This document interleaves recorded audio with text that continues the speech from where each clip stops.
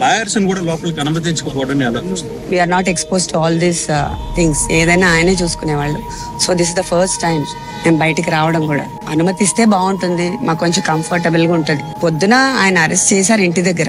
But arrest చేసిన తర్వాత మమ్మల్ని ఆపి మా కార్ అది చెక్ చేశారు. సో తర్వాత 1.5 hours రానిలేదు దగ్గరికి. 1.5 hours అయిపోయింది కాబట్టి వీఆర్ డిస్టర్బ్డ్ అండ్ వరీడ్. ఏమైంది ఆయనకి, ఎందుకు రానివ్వట్లేదు అని. కనీసం ఆయన బాగున్నారు, ఏమి ఇబ్బంది లేదని కనీసం మా లాయర్ గారని చూస్తే మాకు కొంచెం హ్యాపీగా ఉంటుంది. ఎందుకంటే సడన్ గా దే స్టాప్డ్.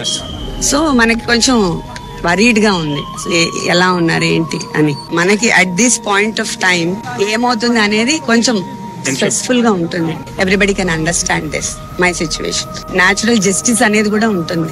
సో అందరూ తప్పులు చేస్తారు, నేను చేయట్లేదని చెప్పట్లేదు. But nature also has its own justice. So I believe in that.